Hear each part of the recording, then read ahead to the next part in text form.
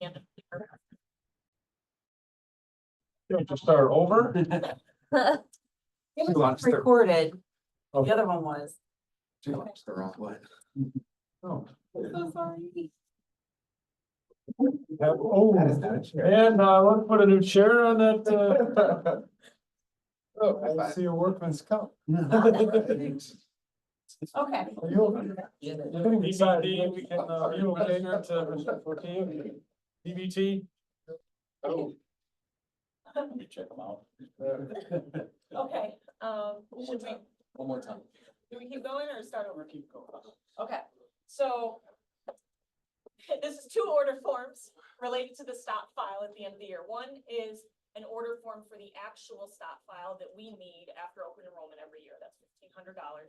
We get that, we load it into WOW, and it takes the data from our holding website and imports it into WOW for all of our employees at once. It saves our department weeks, just hours and hours of work.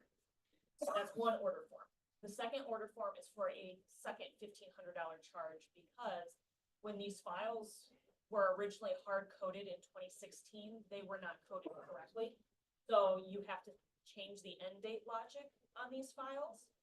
Benefit Focus has to do that for us, and that's the second $1,500. So you have our standard every single year $1,500 charge that we do for Benefit Focus. And then you have the second to change the end date logic that was not coded correctly back in 2016. So That was a long time ago that the end date was not correctly coded. last year was our first year that we actually used the file. So John Butler and myself and Morgan spent a lot of time going back and forth between WOW and Benefit Focus because it saves our department weeks and weeks and weeks of work. They would come in on the weekends for multiple weekends in a row and kind of do a lot of this manually. So last year when we had to do it, we had to manipulate the file a lot. This $1,500 will prevent us from needing to do that now and moving forward. So that'll just be a standard file upload at the end of the year. But the file had not been used in previous years. We confirmed that with both Benefit Focus and WOW. So, but we are using it. We don't want to come in on the weekends. We don't want to add this to our plate, so. Well, that's a good job on that, because that's, since I've been here and previously all the other commissioners or whatever, that's always been floating. Well, Frank could tell you, that's always been floating. So we have this company, so thank you guys for getting this done. It should have been corrected Yeah, years ago. the least amount of us manually manipulating things, there's less chance of there to be mistakes made. Any other questions or comments? Let's check Frank's back, make sure he's. Troy, yeah, you're okay. Do a appointed compensation, It's a crash.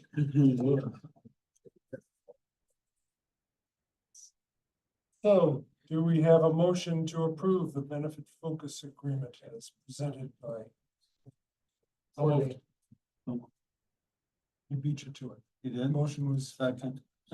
Commissioner Hazen, how do you vote? Aye. Commissioner Dieter, how do you Aye. vote? Commissioner Baxmeyer, how do you vote?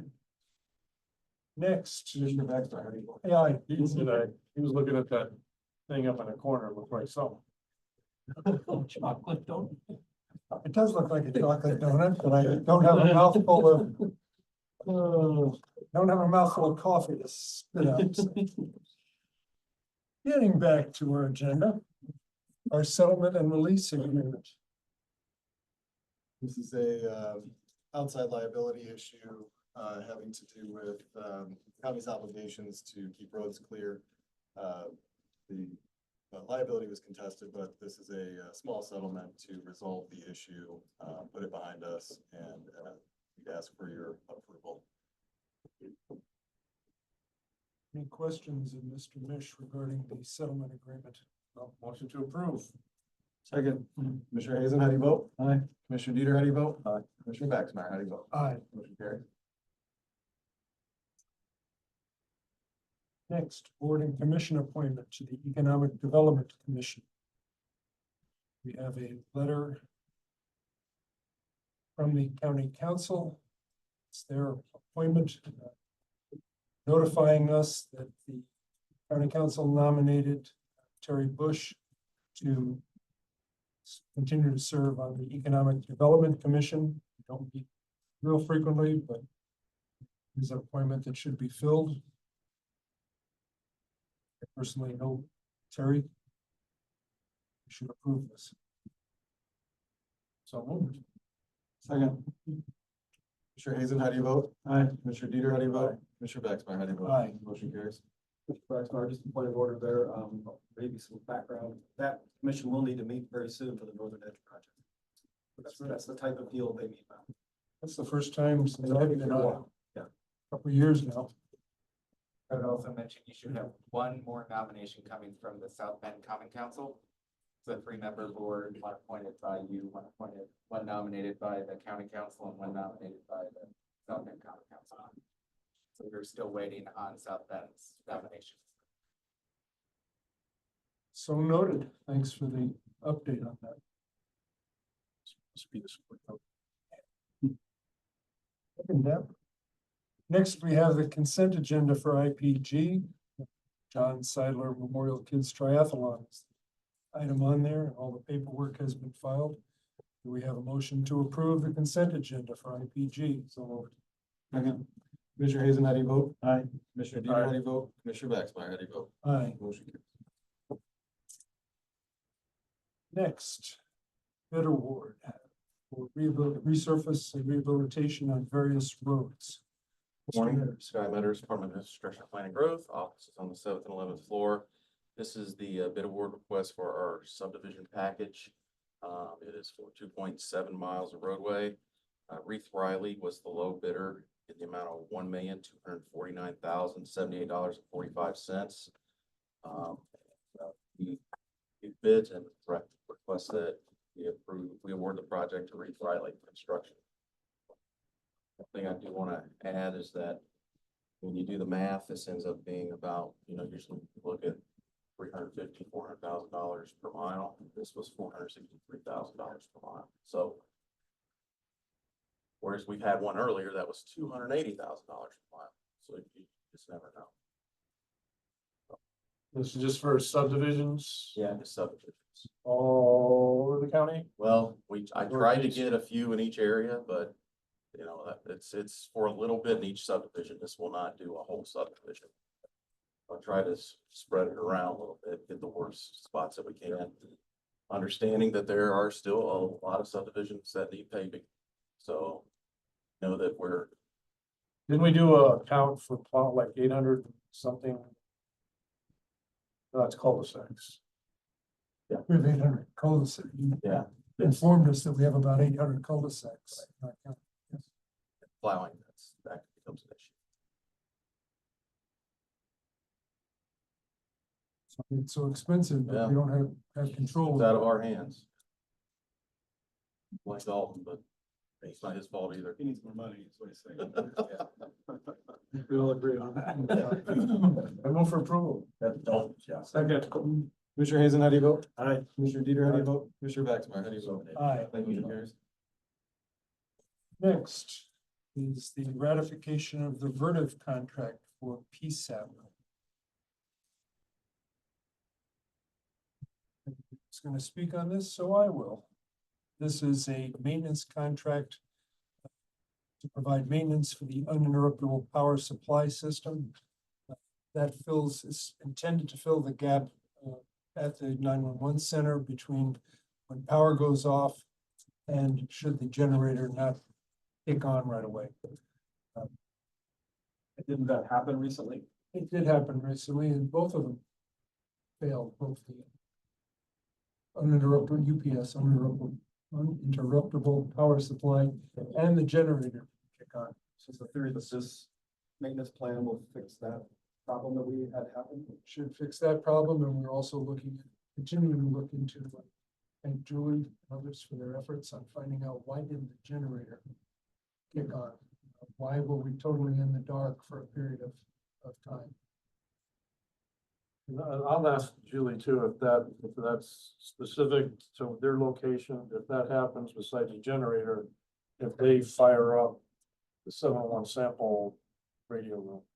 I'll ask her if that's part of the plan, which it should be if that was shut down. Julie has been diligent in following up on. Yes, you guys know about some, if that's their SOP, if that shuts down immediately, generator, then sample, we fire that up, or? Yes, Supposed to be. it should be in place. The year, let me think here, November of 2022, the backup center at 701 West Sample Street was totally upgraded. Monitors, radios, so that unit is state of the art. So if the 911 center on Downey did go down, they should not have. I'll ask her if that's like, we go flip the switch and it runs, or is have to, take, I'm not sure if they've tested it too. They have protocols. and tests. right, I'll find out. Dispatch net room with the Mish. I know this is a ratification. 911 center jumped the gun a little bit and somebody signed a contract without our council reviewing it, nor commissioners voting on it. So we're ratifying something, but it's important that we have this up and running, this uninterruptible power service. They've been advised that they're not supposed to do that again. Critical that these contracts be looked at. There are State Board of Accounts requirements that Mr. Mish has made us aware of, and we need to look at this before people go ahead and sign contracts. I'll move in favor of the ratification. Second. Commissioner Hazen, how do you vote? Aye. Commissioner Dieter, how do you vote?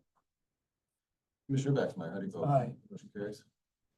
Next item on the agenda is from the recorder.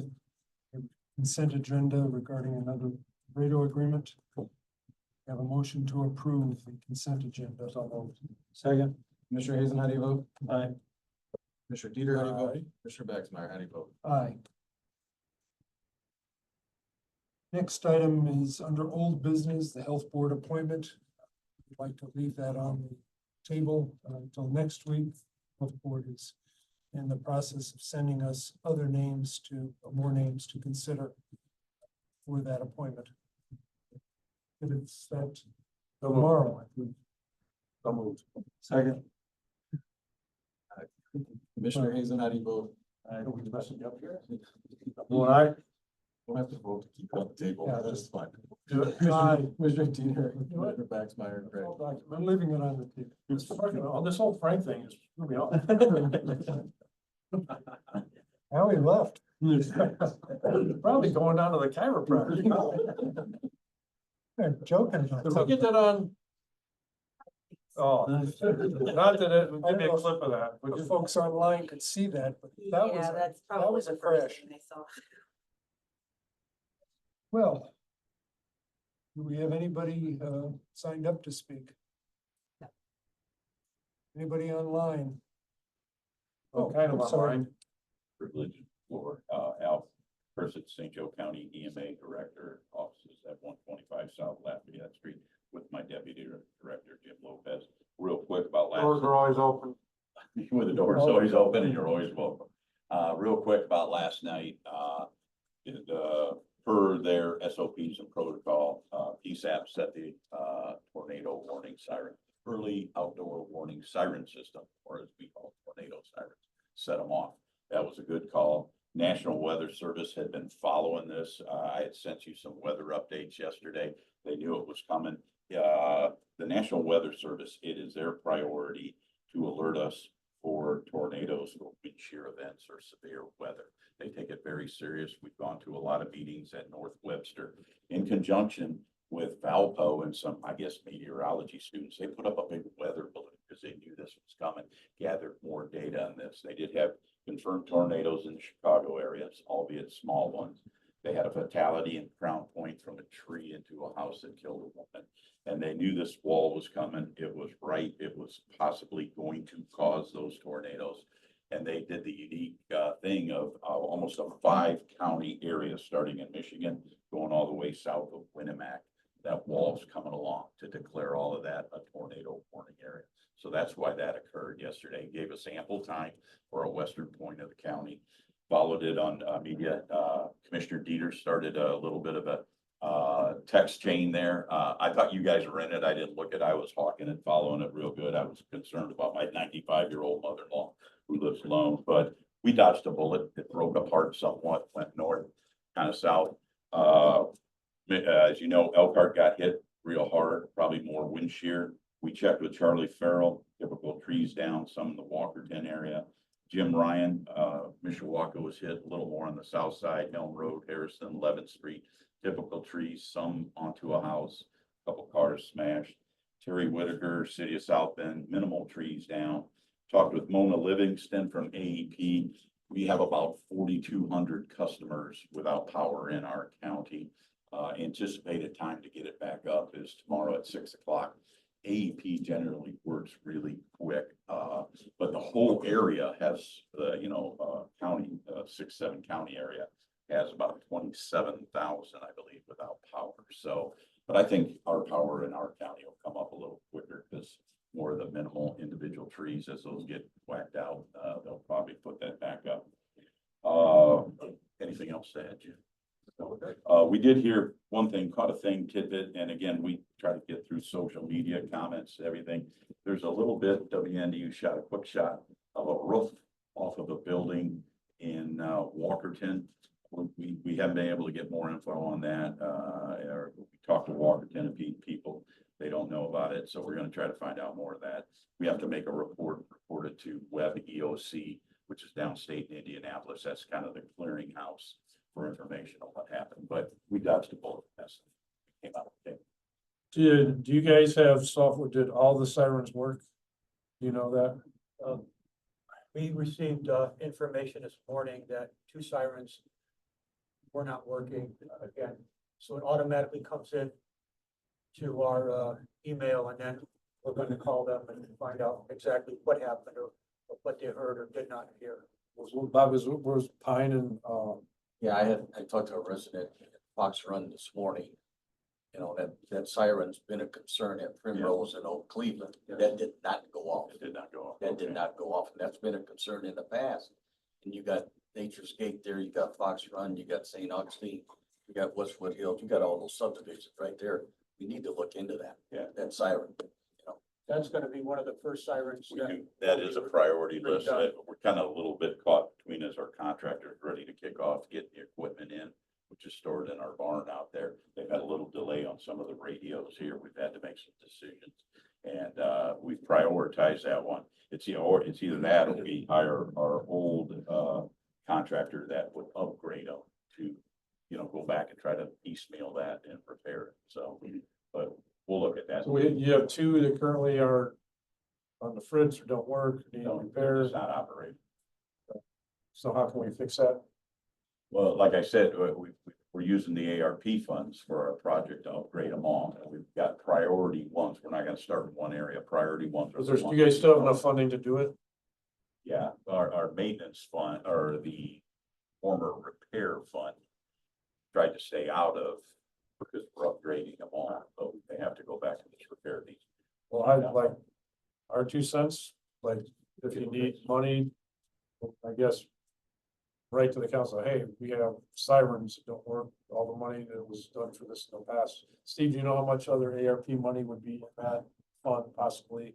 Abby, is there about 400,000 uncommitted in ARP? Right now, yeah. And I just heard that you do have repair funds available to you. They have their own budget. There's about 28,000 in that repair fund. And we're trying to piecemeal, be frugal with the tax dollars. Say that repair fund, because we're doing a major overhaul of all of them, but And when does the major overhaul kick off? I know it's been delayed a little bit. What's the latest we've info been on having that? trouble with, we had to shift from the Motorola radios to the Kenwood radios, which are better radio, but in a good price, and they work just as fine, but it's just, we've had delays getting this electronic equipment in. It's been a problem. It's gone, I'll be honest, we're a little frustrated. It's gone a little slower with it. And it's like 67 individual projects almost, because we have 67 sirens, and then the other 5 we're gonna add. But we'll get her done. We're staying on it. In fact, we've got a meeting, scheduled with DLC. What can we do to help you guys get that done? Because we can't have sirens in our work. You know what? We'll call our contractor today and say, hey, get a crew down here, start maintenance on them to piecemeal them together, make sure they all work. And we'll just have to pay out of that, figure it out, and, go forward with that. Yeah, so if we need to call people too, this is like, bunch of guys in here. Let's get that done.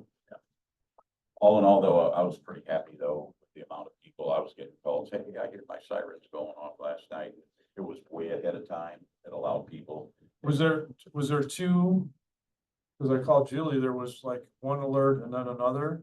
Does that make sense? As far as I know, there was just one long alert, but that's all I got. Where I'm at, there was one and then another minute late, then it stopped and then another. That could have been the secondary from the National Weather Service on a delay coming through, that they set it off earlier. Yeah, the alert on the phone came way much later than our sirens came.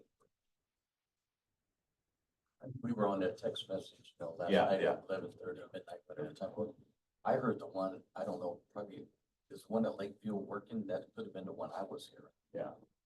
That's one in the pine trees there. Is there a printout that you guys have you can send to us? Of which ones? When we get our new system built, we'll have both PSAP and our office will be able to have like a command module. We'll tell whichever ones have gone off.